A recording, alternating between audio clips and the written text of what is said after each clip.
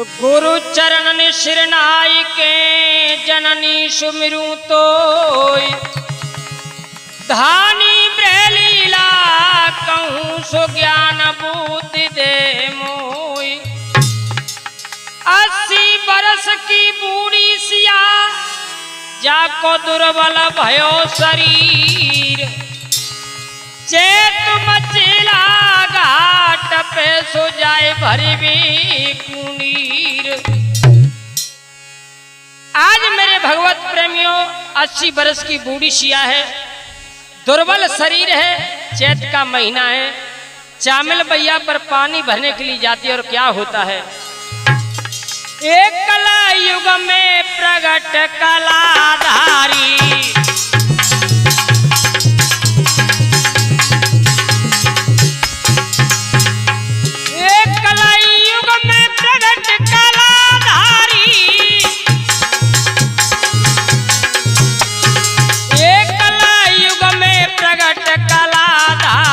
भगतन के बाबू हितकारी।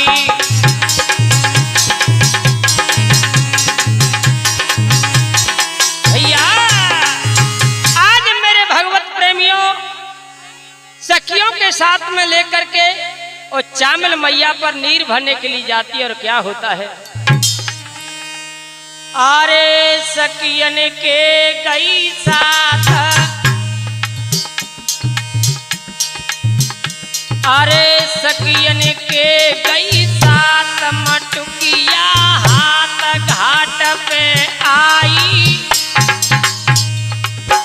को बालिक भो अथु नाई रे बहुत दुखी आई।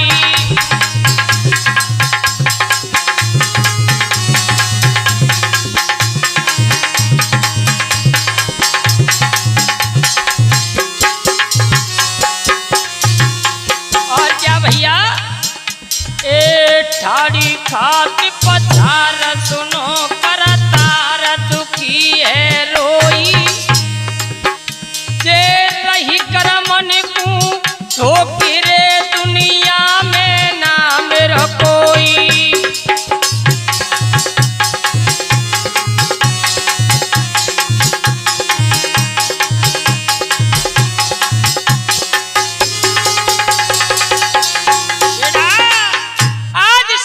पछार खाई है और सिया मन में सोच लगी क्या गोरलाल भगत जी। मन में सिया सोचन लगी कारची करतार। बिना पुत्र के नाथ मोई सुनो लगे संसार। आज चामिल मैया पर आहा खड़ी है और रोने लगी है। हे प्रभु यद हमारे भाग्य में आपने कैसा लिख दिया, हमारे एक भी पुत्र नहीं और क्या होता है भैया। एक करा मन की गति न्यारी न्यारी,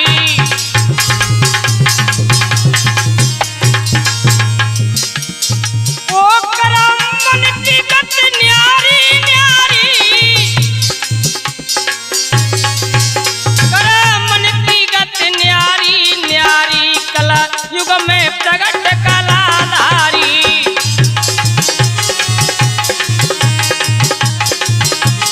बेटा आज इस प्रकार से सिया रोने लगी है। वो दुखिया इतने जो रुधन भरे वचन सुने हैं बाबू महाराज ने तो क्या होता है मेरे भगवत प्रेमियों। के सुन सिया को रुधना आलोए चरणावती कोरे पानी।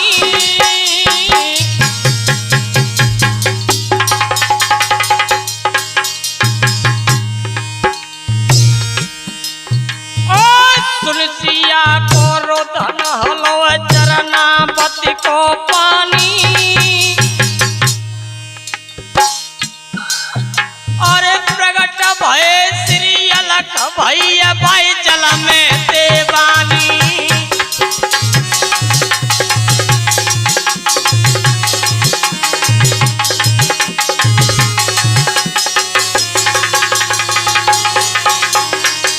आज मेरे भगवत प्रेमियों प्रकट हो जाते हैं, जल में से आवाज लगाने लगे, हे सिया तुम घबराओ नहीं, मैं तुम्हारे पास हूँ। और क्या बोले हैं बाबू महाराज, अरे दुखी क्यों करती है जिया, हे सिया अरे दुखी क्यों करती है जिया, अरे पांचपने को नाम मेट दूं मैं तेरो सिया।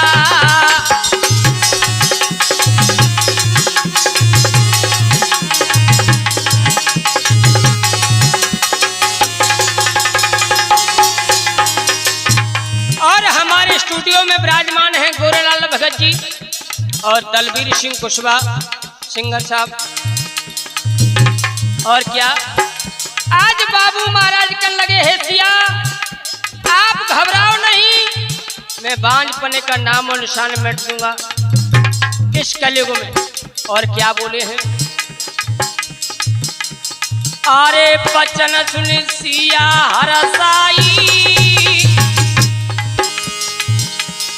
अरे बचन सुनी सिया हरसाई, ए पलकी करी न तेरा भाग के गगन पास आई।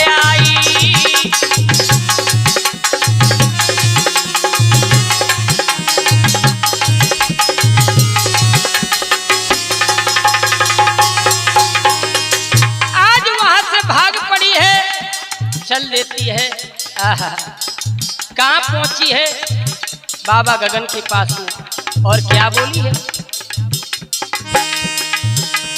अरे हाल समझ हाय रही करहानी, अरे हाल समझ हाय रही करहानी, ए प्रगट भय श्री अलख भैया बाई चल में देवानी।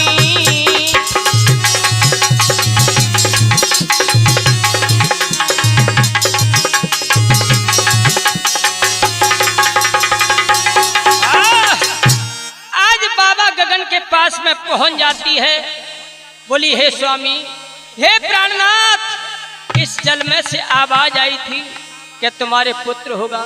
आय हाय बाबा गगन बोले, हे प्राण प्यारी सिया, अरे तुम किसी ने वैसे ही बहका दी होंगी, हमारे इस बालापन में पुत्र भला कैसे पैदा हो सकता है। अरे 80 वर्ष की तुम्हारी काया हो चुकी है, चौथे फन के हम हैं। और क्या बोली है,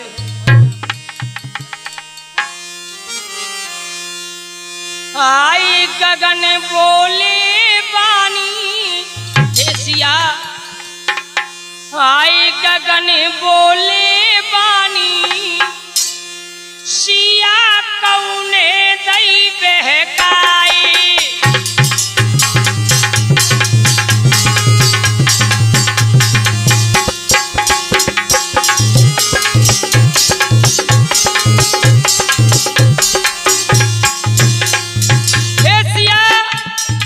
किसी ने वैसे ही बहका दी होगी।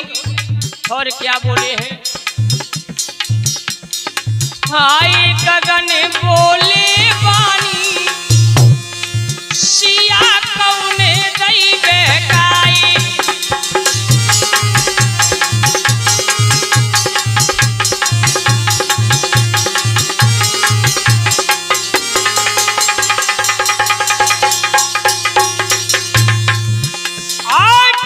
बुढ़ापो मेरी कई जवानी,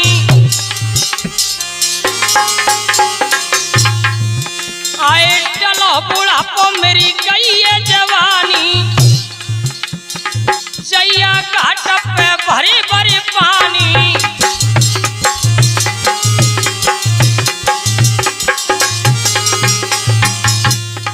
आए बीत गई जिंदगानी, हे सिया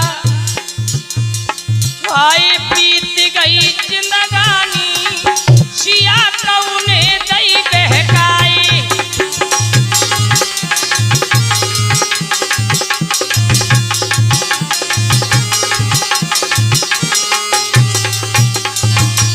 और क्या बोले है, अरे हंस जाएंगे जी नर और नारी। हे सिया, ये नगर निवासी सभी हंस जाएंगे, हमारी ख्वारी मत करवाइए। अरे हंस जाएंगे जी नर और नारी, सिया मत करवाव में ख्वारी।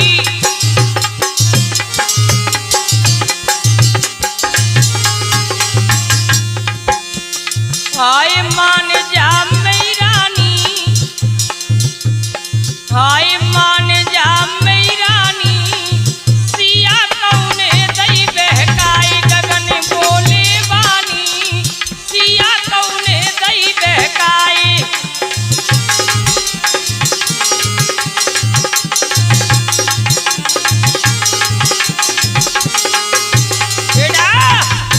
आज इस प्रकार से कहने लगे हैं, हे सिया, चौथे पन में भला हमारे पुत्र कैसे पैदा हो सकता है? अरे किसी ने वैसे ही बेकादी होगी। सिया नहीं मानती और कहने लगी, हे स्वामी, यदि आप नहीं मानते हैं तो हमारे साथ चलिए मचेला घाट पर, और क्या होता है। गगनी सिया कछु नगर के जी, गए मचेला भैया घाट जी।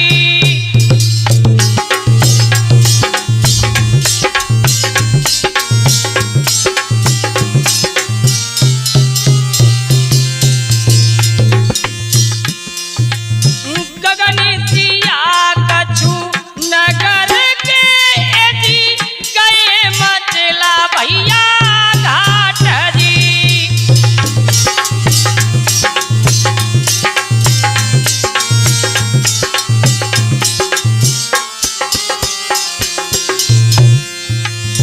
काहे तेरा देवता जी, चाहत बाकी बाट जी।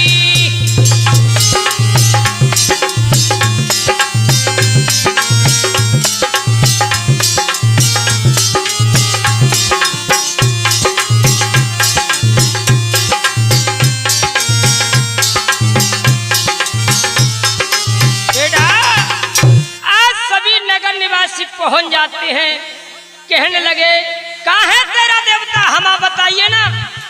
आज कहने लगे, हे प्रभु, हमको तो इसी जल में से आवाज आई थी, आज हेला लगाने लगी है, कोई दिखाई नहीं देता है, कोई नहीं बोलता है, तो क्या बोली है। आई नाथ मुई दर्शन दे जा, हे स्वामी, आई नाथ मुई दर्शन दे जा, सिया लगाई रही लंबी चेरा।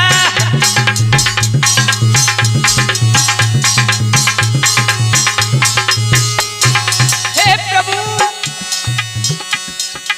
आई नाथ मुई दर्शन दे जा, सिया लगाई रही लंबी तेरा।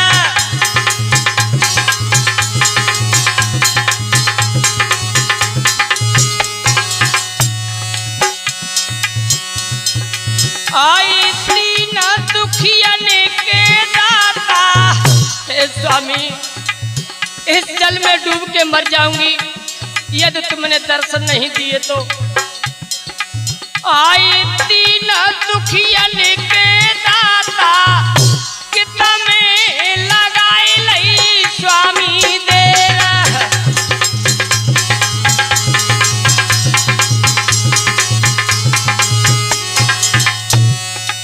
और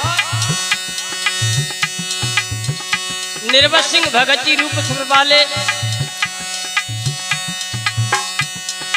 अरे हंसे जे नर और नारी। हे स्वामी, ये नगर निवासी सभी हंस जाएंगे, हमारा अपमान मत करिए। अरे हंसे जे नर और नारी, मेरो करेंगे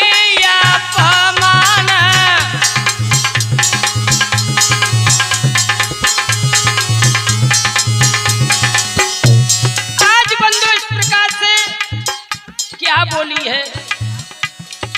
हाय हाथ ऊपर करके सिया ने खाई ये पछाड़।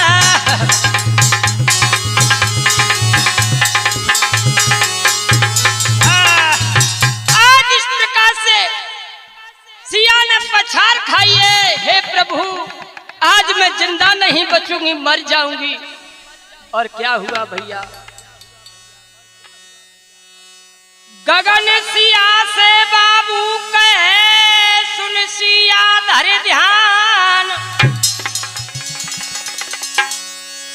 पुत्र त्यारे होएगा तुम नाम पड़ेगा मान। आज इस प्रकार से मेरे भगवत प्रेमियों बाबू महाराज प्रकट हो जाते के लगे, आप घबराइए नहीं हे सिया, रोवो मती, तुम्हारा पुत्र अवश्य होगा, उसका नाम मान पड़ेगा। और क्या होता है भैया? बाबू के वरदान से ए जी मान लियो अवतार, आनंद यति घरों में भय सुख गए मंगलचार। प्रभु का वरदान ही था मेरे भगवत प्रेमियों। आए हाय जन्म ले लिया है और नाम रख दिया है। और किस प्रकार से नगर निवासी और मां सिया खुशी मनाने लगी है। ए सुगर सो बेटा बदन सिंह, ए सुगर सो बालक जायोरी जासी आसी बुढ़िया ने,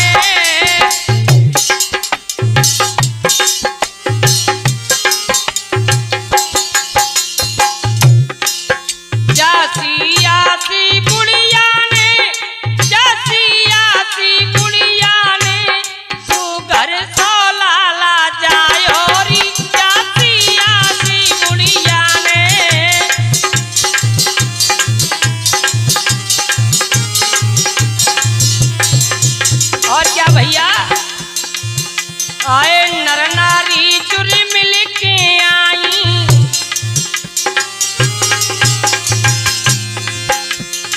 नर नारी चुरी मिल के आई, और सिया से हंसे हंसे बतराई।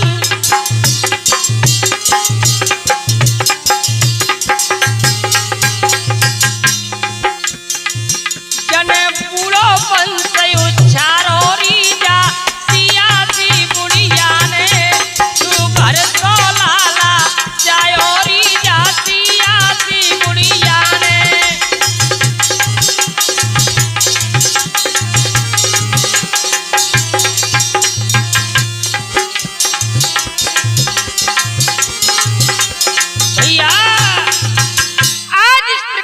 बधाई गाने लगी हैं।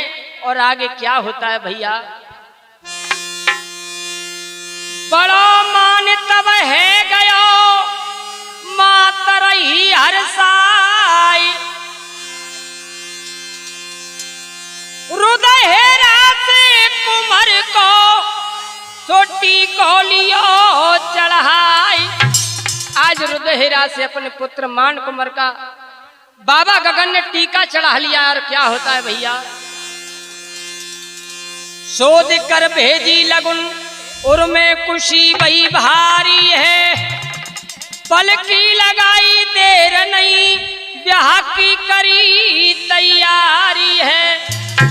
आज पलकी देर नहीं लगाई है, आहा विवाह की तैयारियां होने लगी। और क्या होता है भैया?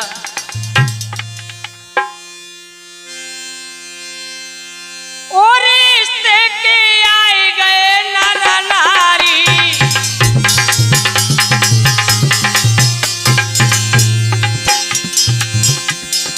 और रिश्ते के आए गए नर नारी, कल युग में प्रगट कलाधारी।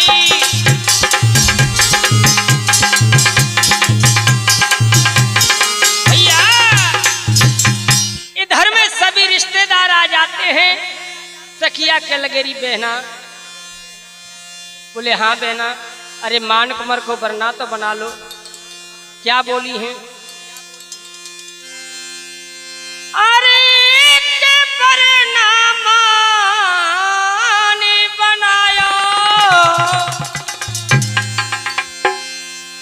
ओ के परनामान बनायो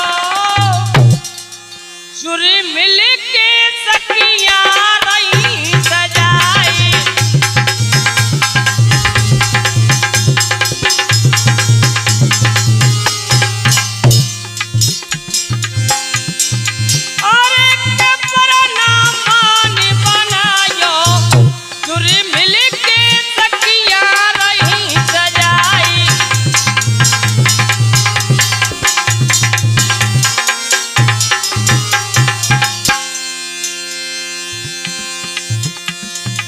आई रचाई दई आतन में मेहंदी, आई रचाई दई आतन में मेहंदी, आई के धरी दई कोरी और मेहंदी।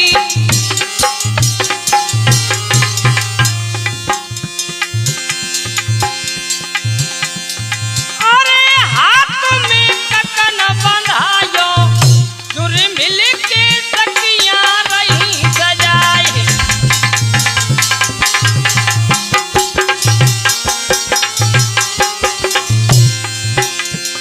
अरे के परनामान बनायो चुरी मिल के सखिया रही सजाई।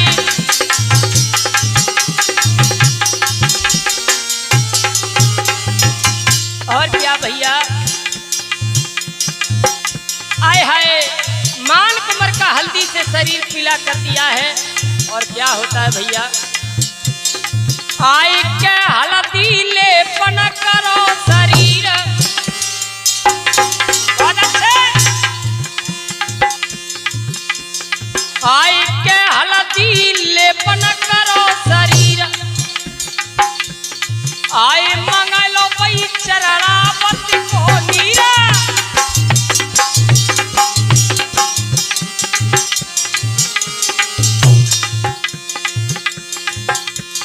अरे के चल से उवट नवायो चुरी मिल के सखिया रही सजाई।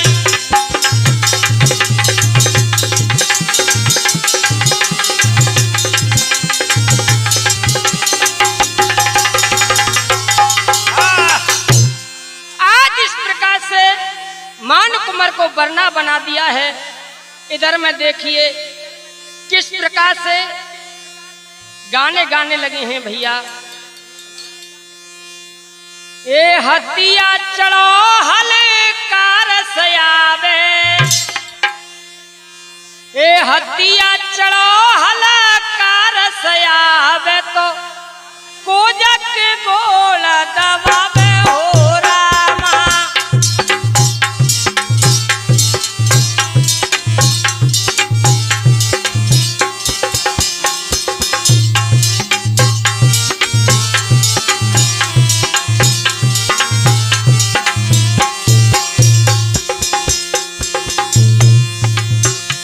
आई टोरी न पावे जकी अथनिया गावे।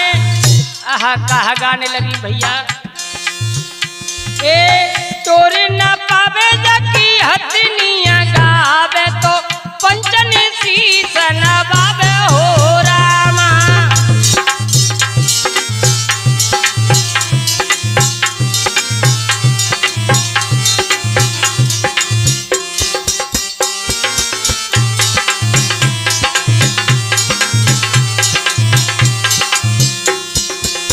हतिया चढ़ो हलकार सयावे तो कोजक गोल दबावे हो रामा।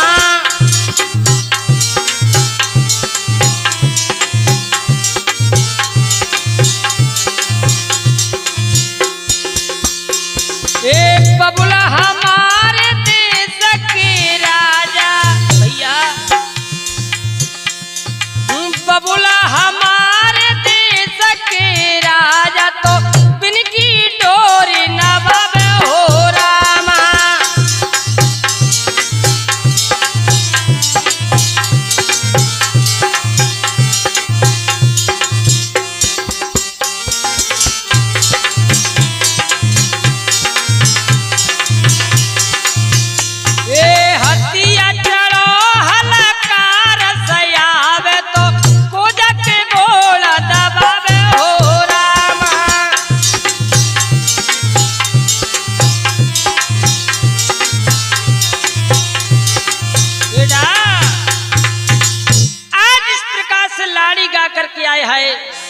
वरना चल दिया है।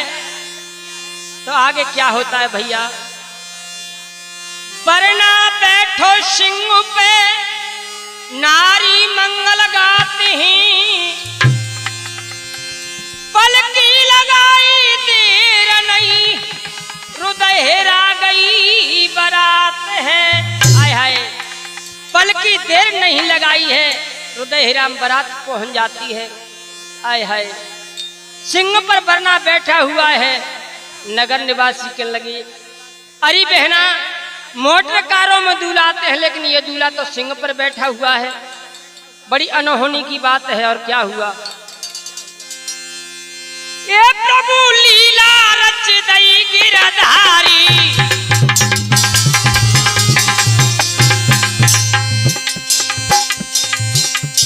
ओ प्रभु लीला रच दई गिरधारी, कला युग में प्रगट कलाधारी। भैया आज इस प्रकार से नगर निवासी चकित हो जाते हैं और मान कुमार को आए है। किस प्रकार से आज जब चले हैं तो क्या हुआ भैया,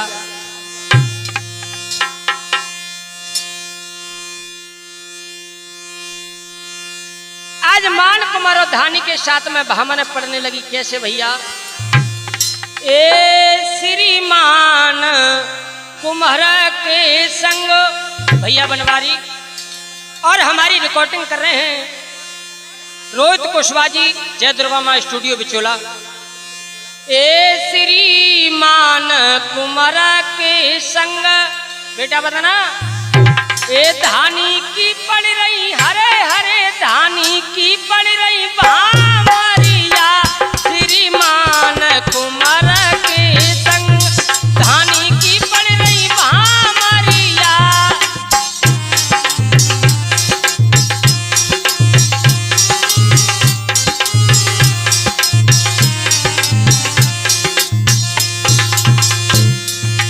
ए श्रीमान कुमार के संग धानी की पड़ रही भामरिया।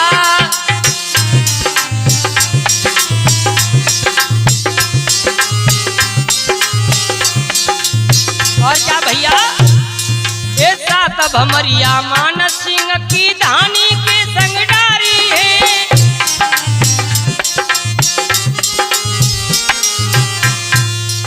ऐसा तब भमरिया मान सिंह की धानी के संग डारी है। ए जय जयकार बोल रे देवा, मंगल गाई नर नारी, सरकार लो का थरिया, श्रीमान कुमार के संग धानी की पड़ रही भामरिया।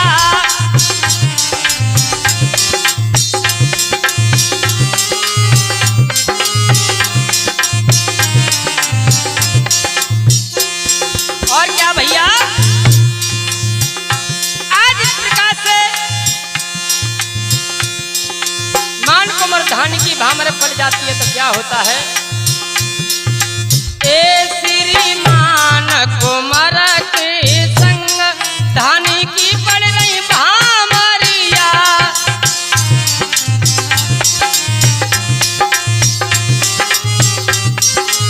बेटा आज बंदे उस प्रकार से मान कुमार धानी की भामरे पड़ जाती है और क्या होता है,